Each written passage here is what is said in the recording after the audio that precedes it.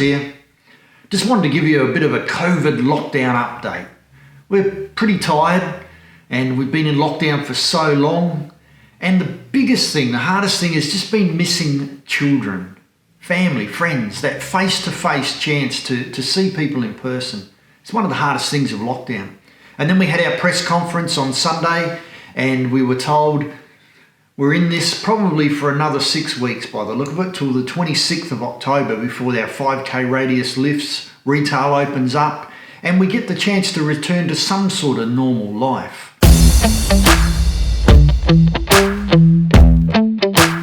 When cases started going up, on the 1st of July, they isolated 10 suburbs in Melbourne into stage 3 lockdowns. And then on the 7th of July, it was applied to greater metropolitan Melbourne. And of course, those stage 3 lockdowns were a little bit different because you weren't allowed to have anyone else from outside your home to come and visit. And then the big one hit on the 2nd of August when we went into stage 4 lockdown. Suddenly we had a 5K radius that you could only travel within. We had a curfew from 8 p.m. to 5 a.m. And the big one was only one person allowed out to go and get essentials, and the only other time you're allowed out of your house for 1 hour a day with one person for some exercise. So we started recording segments of this vlog over 6 weeks ago, but little did we know what was actually coming.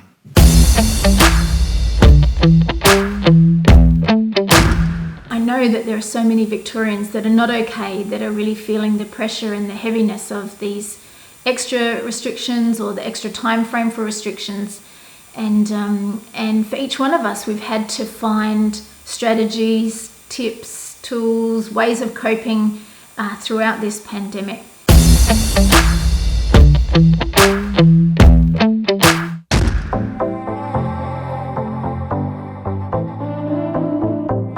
Daily exercise is another strategy that all 4 of us are doing. Chris and I take the dog out in the morning and he'll often take him out again at night.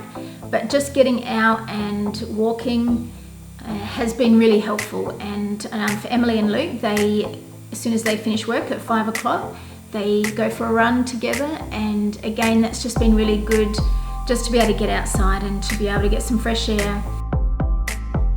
For me, it is that chance to breathe, to change your perspective, to get a new lease on life, and just to remind yourself that it's going to be okay, it won't last forever, and to enjoy some nature in the meantime.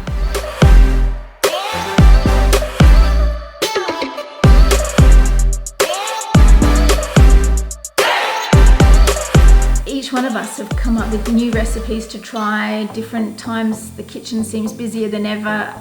Everybody's trying new things or creating new things, and it's been really fun to experiment. We've implemented family pizza night where we all get in the kitchen and cook and create our own flavours and versions that we like. Surprisingly enough, over the last 9 weeks, we haven't had any takeaway.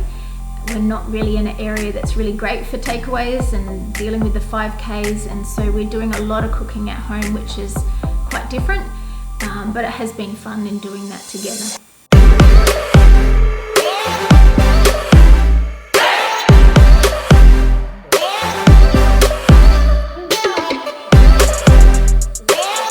Another strategy is to find ways to keep connected socially.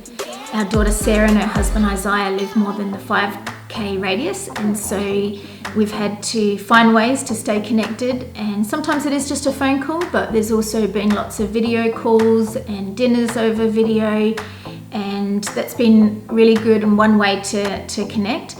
I think all 4 of us nearly have had birthdays through this time, and so for my birthday we have a lot of family who live interstate, and so we did a Zoom call where we could all log in and just have dinner together. And so it was very chaotic, which is normal for our family, but it was a really fun way to stay connected.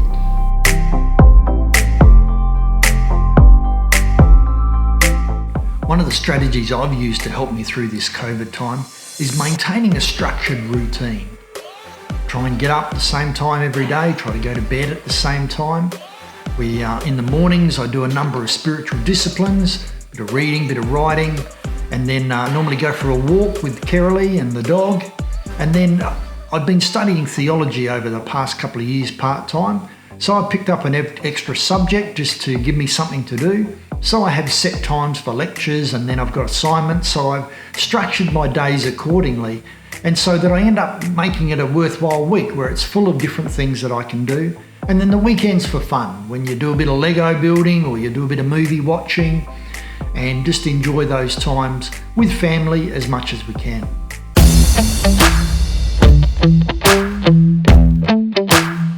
Thanks very much. First things first, there are 8,696 coronavirus cases in Victoria. That's 532 new. Thanks for joining us for the daily update. First things first, we have 13,035 cumulative cases of coronavirus in Victoria. That's 725 more than our last update. First things first, there are 19,538 confirmed aggregate cases of coronavirus in Victoria. That is 63 new cases since my update yesterday. I'm sad to have to report that there have now been 666 Victorians who have lost their life because of this global pandemic. Another way to help ourselves is to turn off the news. And it's not about burying your head in the sand, because we do keep up with the numbers and the death toll that it's taking, but not listening to the daily press conferences has been helpful. We do tune in for the big ones, like on Sunday when we thought we were expecting better news. But otherwise, we don't always tune in because it just gets too much. And while we are dealing with the consequences of the reality, listening to it all the time we've just found it helpful not to do that.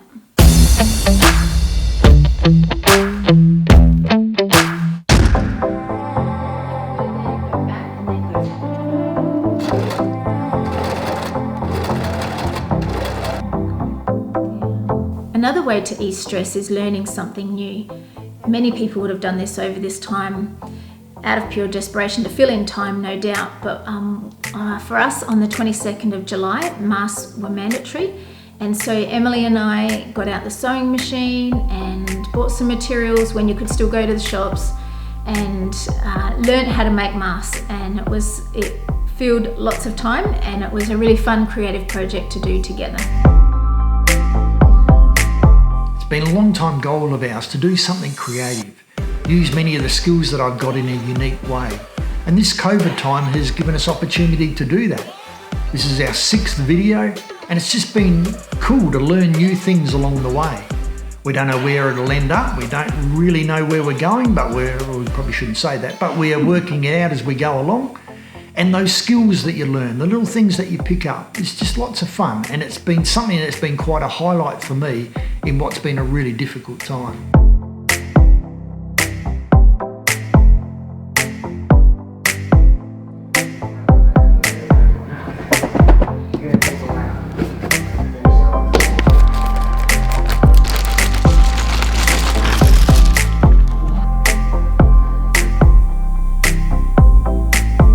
With so many things beyond our control, things you can't do anything about, I've loved finding those things that I can control. And one of those has been doing a jigsaw puzzle. It's 5,000 pieces, so it's big and it's massive. I did another that's a 1,000 piece, but with sort of a very difficult picture. But the beauty of those is you just feel like you achieved something. Because so often when you're just doing the same thing day after day after day, and that is 1 hour of exercise outside and that's it, and it's something you're working towards and you do a little bit of every day, and it's those projects that can help to keep you going.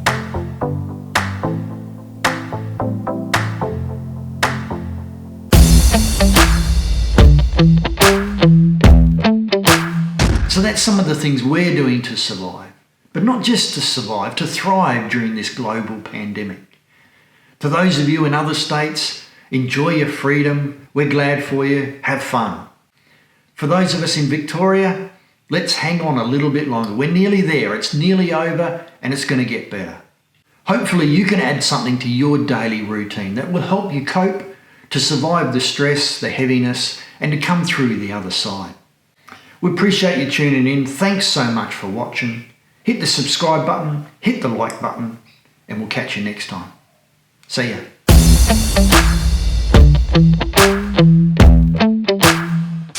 Then on the 2nd of August, stage 4 restrictions kicked in. Suddenly you weren't allowed out of your home except for one reason, and that was to go shopping. No. Sorry, I've got confused between 1 hour and one person.